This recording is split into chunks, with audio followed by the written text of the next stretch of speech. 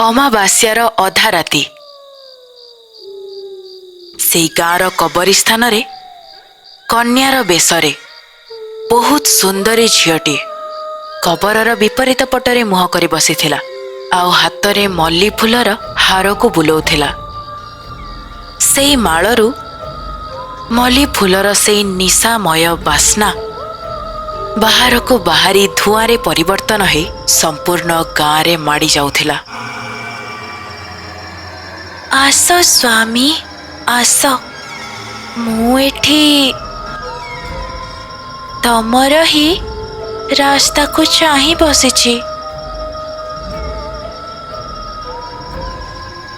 ଆସ ସ୍ୱାମୀ ଆସ, ଆସ ନା ମୋ ପାଖକୁ, ଆସ ନା ମୋ ପାଖକୁ ଆସନ୍ତୁ ନା ପ୍ରଭୁ। ସେଇ ଫୁଲର ବାସ୍ନାରେ ଗାଁର ସମ୍ପୂର୍ଣ୍ଣ ପଶୁ ପକ୍ଷୀ ମଣିଷ ଗଭୀର ନିଦରେ ଶୋଇପଡ଼ୁଥିଲେ। ନିଶା ଭଳି ଲାଗୁଥିବା ସେଇ ଧୂଆଁ ନିଶ୍ୱାସ ନେଲା ବେଳେ ଗାଁର ଗୋଟିଏ ଲୋକ ଭୂତୁଣୀର ଡାକକୁ ଶୁଣି ଭୂତୁଣୀର ବଶୀଭୂତ ହୋଇଯାଉଥିଲା। ସେ କବରସ୍ଥାନରେ ଚାଲି ଚାଲିଗଲା ଆଉ ଭୂତୁଣୀ ପଛରେ ଠିଆ ହେଇଗଲା। ଭୂତୁଣୀ ତୁରନ୍ତ ମାଳକୁ ବୁଲେଇବା ବନ୍ଦ କରି ପଛକୁ ବୁଲିକି ଦେଖିଲା ଆଉ ବହୁତ ଭୟଙ୍କର ଶବ୍ଦରେ ହସିଲା।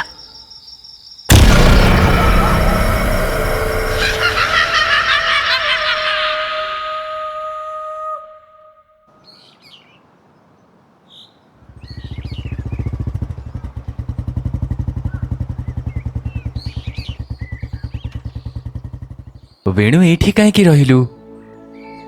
कहिथिली ना गोटे जिनस देखैबी, चाले। अरे हाँ, एटा कौन से घरटा की? हाँ हाँ से घर ही मु तुमको कहिथिली ना, सेटा ही देखेबा पई आनीछि। मो सांगरे लागनी, मु एमिति बहुत गुड़ा घर देखिछि।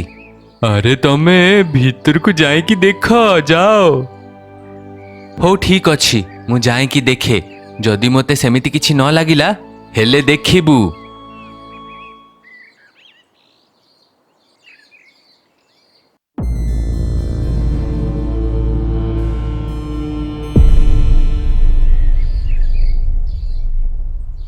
तू कौन देखिलु? देखि पारिलु से आश्चर्य जिनस को? मु मोर जीवन रे एमिति किछि देखिनी, एटा सतरे आश्चर्यर। एठी एमिति जिनस काहे की अछि? मोते तो किछि भी ठीक लागुनी। चल से गछ तळे बसिबा। सिनु 80 वर्ष आगरे ए गाँ रे गोटे डाहाणीर मृत्यु हेइथिला। कौन? डाहाणी मरी जाइथिला? अरे लोक माने मरिकी तो डाहाणी हुअंती, ए डाहाणीर मरी जिबा आश्चर्य कथा नुहे। ए जिल्लार ना हेला कपोतपुर। कपोतपुर माने हेला पारा। किछि वर्ष तळे ए गाँर भितरे बहुत गुड़ा पारा माने रहुथिले, सेथिपाई ए गाँ को कपोतपुर कुहा हुए। हाँ हाँ मोते जणा अछि, पारा माने उच्चारे उड़ी पारुछंती, एमिति कि से माने 25 मील जाए सबु जिनस देखि पारुछंती। हाँ सिनु, असल रे एठी कौन हेछि? पारा को एठी काहे की पूजा करा हुए? से पारा मुंडर लोकटा असल रे किए कुह ना? बहुत वर्ष पूर्वरु अमावास्यार गोटिए राति पूर्वरु सकाळ हेला। केही जोरे कांदुथिला। समस्ते निज घरु डरिकी बाहर को बाहरिले। तेबे से माने ध्यान देले, दूर गोटिए घरे गोटिए बुढ़ीर कांदीपार जोरे शब्द शुणा जाउथिला।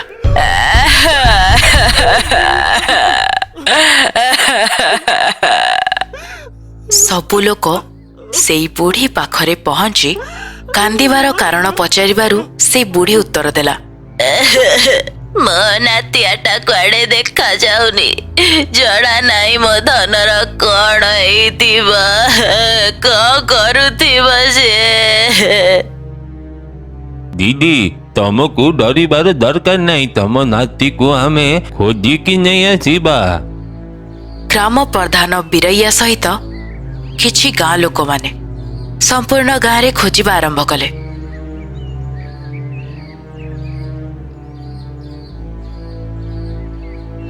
ଅନ୍ତରେ କବରିସ୍ତାନ ଆଡ଼କୁ ଗଲେ। କବରିସ୍ତାନର ଗେଟ୍ ଖୋଲା ଥିବାର ଦେଖି ସେ ଶୀଘ୍ର ଶୀଘ୍ର ଶ୍ମଶାନ ଆଡ଼କୁ ଦୌଡ଼ିଲେ। ସେଠି ଗୋଟିଏ କବର ଉପରେ ଫୁଲ ପଡ଼ିଥିଲା ଆଉ ତାପରେ ବୁଢ଼ୀର ନାତିକୁ ଦେଖିଲେ। ଏହା ଦେଖି ସମସ୍ତେ ଆଶ୍ଚର୍ଯ୍ୟଚକିତ ହେଇଗଲେ। ତୁରନ୍ତ ସେଇ ପୁଅକୁ ନେଇଯାଇ ତା ଘରେ ଯାଇ ଶୁଆଇ ଦେଲେ। ଦିଦି, ତମ ନାତି କବରସ୍ଥାନରେ ପଡ଼ିଥିଲା। ବୁଢ଼ୀ ତା ନାତିକୁ ଏ ଅବସ୍ଥାରେ ଦେଖି ବହୁତ ମନ ଦୁଃଖ କଲା। ସବୁ ଗ୍ରାମୀଣ ମନ ଦୁଃଖ କରି ସେଇଠି ଠିଆ ହୋଇଥିଲେ ଆଉ ବୁଢ଼ୀର ସାହସ ବାନ୍ଧିବାକୁ ଚେଷ୍ଟା କରୁଥିଲେ। ବୀରಯ್ୟା ବୁଢ଼ୀ ମା ପାଖରେ ବସି ବୁଢ଼ୀ ମାକୁ କହିଲା, ଏସବୁ କ'ଣ ହଉଛି? ପ୍ରତି ଅମାବସ୍ୟାରେ ରାତି ମଝିରେ କୌଣସି ଘରର କିଏ ଶୋଇଥିବା ଲୋକ ନିଦରେ ଚାଲୁ ଚାଲୁ କବରସ୍ଥାନରେ ପହଞ୍ଚି ଯାଉଛନ୍ତି ଆଉ ପରଦିନ କବରସ୍ଥାନରେ ହିଁ ମିଳନ୍ତି। ଆଉ କିଛି ଦିନ ପରେ ଗଭୀର ରୋଗ ହେଇକି ସେ ମରିଯାଏ। ଆରେ ମୋ ତ ମୁଣ୍ଡରେ କିଛି ପଶୁନି। ସାହେବ, ଆପଣ ହିଁ କିଛି କରିପାରିବେ।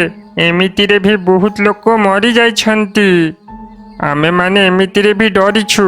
ଏସବୁ ଜିନିଷ କୌଣସି ଭୂତର କାମ ନୁହେଁ ତ? ଏସବୁ ଭୂତ କିଛି ହଉନି। ଆପଣମାନେ ମୋ କଥା ଶୁଣନ୍ତୁ। ମୁଁ ଏମିତି ଆଉ କାହା ସାଙ୍ଗରେ ବି ହେବାକୁ ଦେବିନି। ମୁଁ ମୁନିଙ୍କ ପାଖରେ ଯାଇକି ଏହାର ସମାଧାନ ନେଇକି ଆସିବି। ଆପଣମାନେ ମୋ କଥା ଶୁଣିକି ଘରେ ହିଁ ରହିବେ।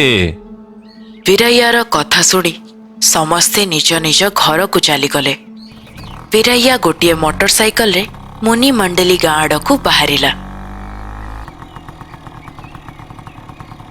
ଆଉ ଜଣେ ସ୍ୱାମୀଙ୍କ ଆଶ୍ରମରେ ଯାଇ ପହଞ୍ଚିଲା। ସ୍ୱାମୀ, ଆପଣ ଭଲ ଅଛନ୍ତି? କେମିତି ଅଛ ବୀରಯ್ୟା? ଏଇଠି କାହିଁକି ଆସିଲ? ସବୁ ଅମାବାସ୍ୟାରେ ଘଟୁଥିବା ଘଟଣା ବିଷୟରେ ସେ ସ୍ୱାମୀଙ୍କ ଆଗରେ କହିଲା।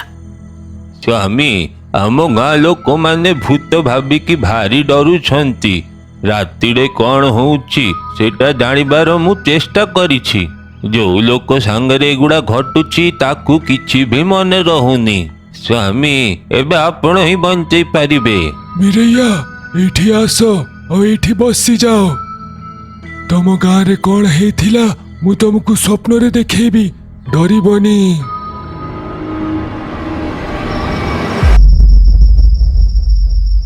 ସେଇଦିନ ଥିଲା ଅମାବାସ୍ୟା। ଗାଁରେ ସବୁ ଲୋକ ଡରିକି ଶୋଇପଡ଼ିଥିଲେ। କିଛି ଲୋକ ନିଜ ଘର ଦୁଆରମରେ ପରିବାରର ରକ୍ଷାରେ ବସିଥିଲେ।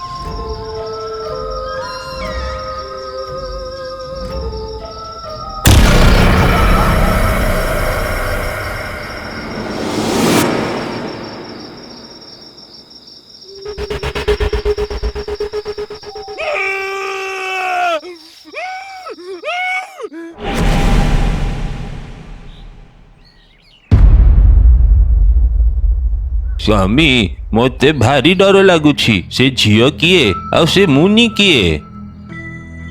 ସେଟା ହେଲା କାମିନୀ ଡାହାଣୀ।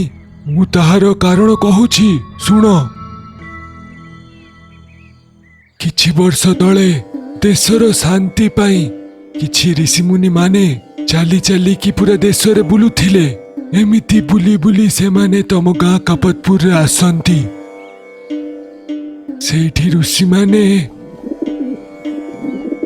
ଭଲ ପାଇକି ପାରାମାନଙ୍କୁ ଖୁଆଇବା ବେଳେ ସେ ଗାଁର କୋମଲି ନାଁର ଗୋଟେ ଝିଅ ଆଉ ତାହାର ସୁନ୍ଦର ରୂପକୁ ଦେଖିକି ସେ ଋଷିଙ୍କୁ ଭଲ ପାଇବା ଆରମ୍ଭ କରେ। ସେ ନିଜ ମନର କଥା ଗୋଟେ କାଗଜରେ ଲେଖିଦିଏ। ହେଲେ ଋଷି ସେ କାଗଜକୁ ଫାଡ଼ି ଦିଏ ଆଉ କୌଣସି କିଛି ନ କହିକି ସେଇଠିରୁ ଚାଲି ଯାଆନ୍ତି। ସେଦିନ ସନ୍ଧ୍ୟାବେଳେ ହିଁ ସେ ଋଷିଙ୍କ ପାଖକୁ ଆସେ। ସେ ଋଷି ସେ ଝିଅକୁ ନ ଦେଖିକି ଏକାଗ୍ର ହେଇକି ନିଜ ପୂଜାର ପ୍ରସ୍ତୁତି ନେଉଥାଏ। ତମେ ବହୁତ ସୁନ୍ଦର, କିନ୍ତୁ ନିଜ ବୟସ ଆଉ ଯୌବନକୁ ନଷ୍ଟ କାହିଁ କରୁଛ? ମୋ ସହିତ ବିବାହ କରିଦିଅ। ଦେଖ କୋମଲି, ମୁଁ ଗୋଟେ ସନ୍ନ୍ୟାସୀ। ମୋ ପାଇଁ ସଂସାର ଘର ଏସବୁ କିଛି ନୁହେଁ। ତମେ ଦୟା କରିକି ମୋ ପଛକୁ ଆସିବନି, ଚାଲିଯାଅ। ଏହା କହି ଋଷି ସେଇ ଜାଗାରୁ ଚାଲିଗଲେ। ତା ପରଦିନ କୋମଲିକୁ ଖବର ମିଳିଲା ଋଷି ଗାଁ ଛାଡ଼ିକି ଯାଉଛନ୍ତି। ତେବେ ସେ ପୁଣି ଋଷିଙ୍କ ପାଖକୁ ଗଲା। କୋମଲି ଚାଲିଯାଅ, ଋଷିମୁନି ମାନେ ଆସୁଛନ୍ତି। ତୁରନ୍ତ କୋମଲି ଯାଇ ସେଇ ଋଷିଙ୍କ ଗୋଡ଼ ତଳେ ପଡ଼ିଗଲା। ସବୁ ଗାଁ ଲୋକ ରାଗି ଯାଇ କୋମଲିକୁ ବହୁତ ଗାଳି ଦେଲେ। ରୁହନ୍ତୁ ରୁହନ୍ତୁ, ଆପଣମାନେ ରାଗିବେନି। କୋମଲି ଦେଶର ଶାନ୍ତି ପାଇଁ ନିଜ ଗୁରୁଙ୍କ ଆଦେଶରେ ପ୍ରତ୍ୟେକଟା ଜାଗାରେ ଯାଇ ଆମେ ଭିକ ମାଗୁଛୁ। ତମେ ନିଜ ପରି ଗୋଟେ ଭଲ ପୁଅକୁ ବାହା ହୁଅ ଆଉ ସୁଖରେ ରୁହ। ମୁଁ ତମକୁ ବହୁତ ଭଲ ପାଏ, ତମ ବିନା ରହିପାରିବିନି ମୁଁ। କୋମଲି, ମୋତେ ଯାହା ବି କହିବାର ଥିଲା ମୁଁ କହିସାରିଛି ତମକୁ। ମୋ ଗୋଡ଼କୁ ଏବେ ଛାଡ଼। ଆମେ ସନ୍ନ୍ୟାସୀ, ଆମର ସଂସାର ସହିତ କିଛି ନାହିଁ। ଛାଡ଼ ମୋତେ। ବିବାହ କରିବା ଦରକାର ନାହିଁ। ମୁଁ ଏମିତି ତମ ସହିତ ସବୁବେଳେ ରହିଯିବି। ତମେ କେବଳ ମୋର। छी ଦୁଷ୍ଟ ପାପିନୀ, ତୁ ମୋତେ ଛାଡ଼େ। ଋଷି କୋମଲିକୁ ଗାଳି ଦେଇ ଆଗକୁ ବଢିଗଲେ। କିଛି ଗାଁ ଲୋକ କୋମଲିକୁ ଛି ଛି ବି କହୁଥିଲେ, ଆଉ କିଛି ଲୋକ ହସୁଥିଲେ ମଧ୍ୟ। ଆଉ କିଛି ଲୋକ ତାକୁ ଘୃଣା କରି ତାକୁ ସେଇଠୁ ଆଡ଼େଇ ଦେଇ ଋଷିମାନଙ୍କ ସହ ଗାଁର ସୀମା ଯାଏଁ ଗଲେ।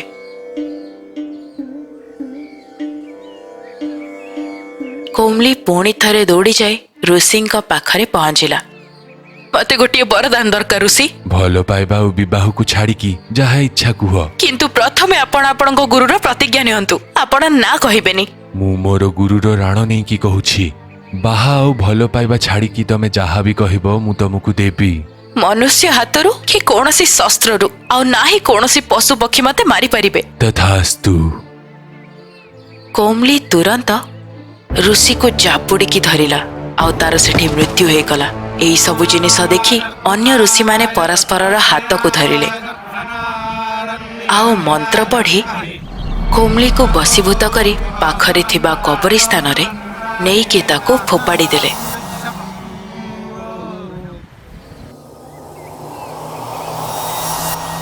କୋମଲି କେବେ ବି ଏ କବରସ୍ଥାନକୁ ଛାଡ଼ି ଯାଇପାରିବନି। ଅମାବସ୍ୟା ଦିନରେ ଆମ ଶକ୍ତି କମ୍ ଥିବ। ସେଦିନ ସେ ଭୟଙ୍କର ରୂପ ଧରିବ ଆଉ ଯାହା ଇଚ୍ଛା ସେଇଟା କରିବ। ହେଲେ ଆପଣମାନେ ସେଦିନ ହିଁ ଟିକେ ସାବଧାନ ଥିବେ। କବରସ୍ଥାନର ପାଖରେ କିଏ ବି ଯିବେନି। ଏତିକି କହି ଋଷି ସେଇ ଜାଗାରୁ ଚାଲିଗଲେ। ସବୁ ଅମାବାସ୍ୟାରେ ସେ କାମିନୀ ରୂପୀ ଭୁତୁଣୀରେ ବଦଳି ଗାଁରେ ନିଶା କରୁଥିବା ଧୂଆଁ ପ୍ରକଟ କରୁଥିଲା। ସେଇ ବାସ୍ନା କାରଣରୁ ନିଶାରେ ଟାଣି ହେଇଯାଉଥିବା ଲୋକଙ୍କୁ ନିଜେ ବଶୀଭୂତ କରିଦେଉଥିଲା ଆଉ ନିଜ ମନପସନ୍ଦର ଋଷିରେ ତାକୁ ବଦଳେଇ ନିଜ ଇଚ୍ଛାକୁ ପୂରଣ କରୁଥିଲା।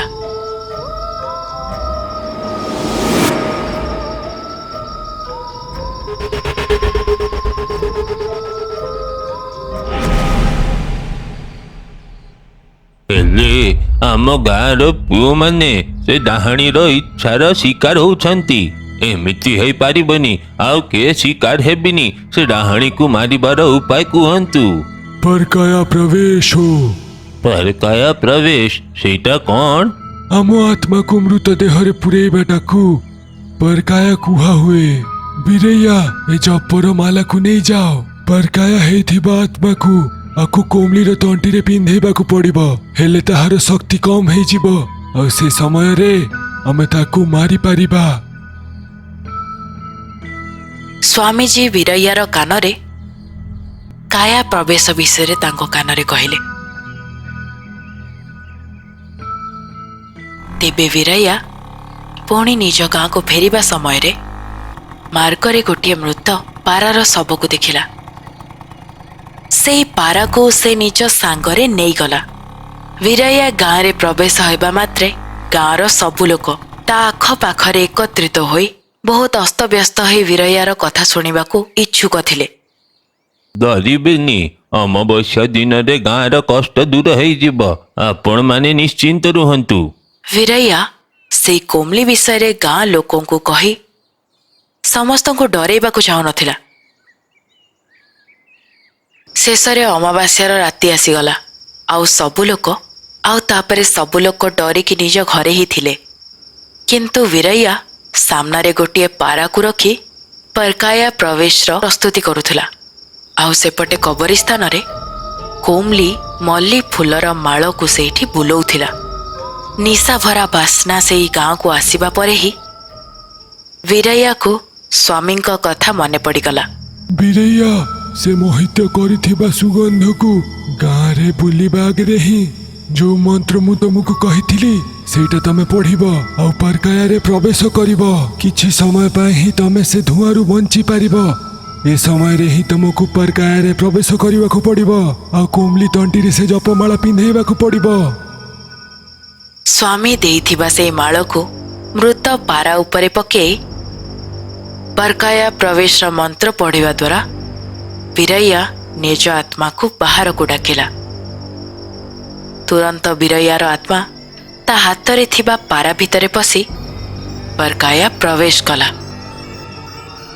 ମୃତ ପାରା ଯେମିତି ଜୀବନ ପାଇଗଲା ଆଉ ପାରା ଧୂଆଁରୁ ଉପରକୁ ଉଠି କବରିସ୍ତାନ ଆଡ଼କୁ ଗଲା। ସେପଟେ ଗାଁରେ ସବୁ ଲୋକ ସେଇ ଧୂଆଁରେ ଅଚେତ ହୋଇଯାଇଥିଲେ। ଗୋଟିଏ ଲୋକ ବାହାରକୁ ଆସି ସେଇ ନିଶା ଭରା ବାସ୍ନାର ପଛେ ପଛେ କବରିସ୍ତାନ ଆସୁଥିଲା।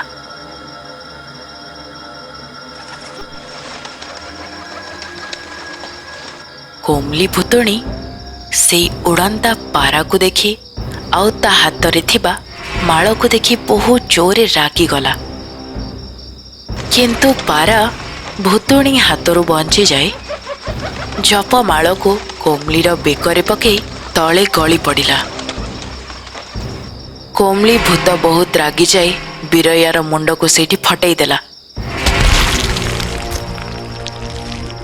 ଏହିଭଳି କୋମଲି ଜୋରେ ଜୋରେ ଚିତ୍କାର କରି ସେଇ ମାଳରୁ ବାହାରୁଥିବା ନିଆଁରେ ଚଳିଗଲା। ଧୂଆଁରେ ନିଶାଗ୍ରସ୍ତ ଥିବା ସେ ବ୍ୟକ୍ତି କବରିସ୍ତାନରେ ଯାଇ ପହଞ୍ଚିଲା। ଯେତେବେଳେ କୋମଲି ସେଇଠି ଜଳିକି ଧ୍ୱଂସ ହୋଇଗଲା, ସେଇ ବ୍ୟକ୍ତିର ଚେତା ଫେରି ଆସିଲା। ଏହି ସବୁ ଜିନିଷ ଦେଖି ଡରି ଯାଇ ସେ ଦୌଡ଼ି ଦୌଡ଼ି ଗାଁ ଭିତରେ ପହଞ୍ଚିଲା ଆଉ ସମସ୍ତଙ୍କୁ କହିଲା। ସବୁ ଗାଁ ଲୋକ ଦୌଡ଼ି ଯାଇ କବରିସ୍ତାନରେ ପହଞ୍ଚିଗଲେ ଆଉ ବୀରୟାର ଶବକୁ ସେଇଠି ଦେଖି ସମସ୍ତେ ମନ ଦୁଃଖ କରି ବହୁତ କାନ୍ଦିଲେ। ତେବେ ସ୍ୱାମୀ କପୁତପୁରରେ ଯାହା ବି ହେଲା ସବୁ କଥା କହିଲେ ଆଉ ବୀରୟାର ମୃତ ଶରୀରର ଅନ୍ତିମ ସଂସ୍କାର ମଧ୍ୟ କଲେ। ଆଉ ସେଇଠି ମଣିଷର ଶରୀରକୁ ପାରାର ମୁଣ୍ଡ ଲଗାଯାଇଥିବା ଗୋଟିଏ ମୂର୍ତ୍ତି ତିଆରି କଲେ। ଏ ମୂର୍ତ୍ତିର ପୂଜା ଆପଣଙ୍କ ଗାଁରେ ହେବା କଥା। ଏବେ ଆପଣଙ୍କ ଗାଁରେ ଆଉ କାହାର ବି କିଛି ହବନି। ଏତିକି କହି ସ୍ୱାମୀ ସେଇ ଜାଗାରୁ ଚାଲିଗଲେ। କଣ ସିନୁ, ଏମିତି କରି ଡାହାଣୀ ମରିଗଲା? ହଁ ସିନୁ, ସତରେ ଏଟା ଆଶ୍ଚର୍ଯ୍ୟର କଥା। ସତରେ ସେ ବୀରୟା ଭାରି ଭଲ ଲୋକ ଥିଲା ରେ। ଗାଁ ପାଇଁ ସେ ନିଜ ପ୍ରାଣ ଦାନ କଲା। ବେନୁ ଆଉ ଶ୍ରୀନୁ ସେଇ ଘର ଆଡ଼କୁ ଦେଖି ସେଇଠି ନମସ୍କାର କଲେ ଆଉ ସେଇ ରାସ୍ତା ଦେଇ ଚାଲିଗଲେ ସେମାନେ ଯୋଉ ରାସ୍ତା ଦେଇ ଆସିଥିଲେ। କିନ୍ତୁ ତାଙ୍କ ମୁଣ୍ଡ ଉପରେ ବହୁତ ପାରା ଉଡୁଥିଲେ। ଦୁଇ ଜଣ ସେଇ ପାରାକୁ ଦେଖିକି କୌଣସି ଗାଁକୁ ଏହାର ଦରକାର ହେଇଛି ରେ। ଚାଲ ଚାଲ ଖୋଜି ଦେଖିବା। ଏହିଭଳି ଶ୍ରୀନୁ ଆଉ ବେନୁ କିଛି ଦୂର ଗଲା ପରେ ଚିନ୍ନାକୋଣ୍ଡା ନାମକ ଗୋଟିଏ ଗାଁରେ ପହଞ୍ଚିଲେ। ସେଇ ଗାଁରେ ସବୁ ଲୋକ ଡରିଯାଇ ନିଜ ନିଜ ଘରେ ଥିଲେ ଆଉ କିଛି ଲୋକ ଗାଁ ଦାଣ୍ଡରେ ବସିଥିଲେ। ସେହି ସମୟରେ ଗ୍ରାମବାସୀ କିଛି ଲୋକଙ୍କୁ ଉଠେଇକି ନେଇଯାଉଥିଲେ। ଏ ଲୋକଙ୍କୁ କଣ ହେଇଛି? ଜଣା ନାହିଁ। ପ୍ରତ୍ୟେକ ଅମାବସ୍ୟାରେ କୌଣସି ଲୋକ କବରସ୍ଥାନରେ ଯାଇକି ପଡ଼ିଥାଏ ଆଉ ପରଦିନ ତାହାର ମୃତ୍ୟୁ ହେଇଯାଏ। ଜଣା ନାହିଁ କଣ ହଉଛି। ଏତିକି କଥା ଶୁଣିଲା ପରେ ଶ୍ରୀନୁ ଆଉ ବେନୁ ପରସ୍ପରର ମୁହଁକୁ ଅନେଇଲେ ଆଉ ତାଙ୍କୁ ଗଛ ଉପରେ ଗୋଟିଏ ପାରା ମଧ୍ୟ ଦେଖାଗଲା।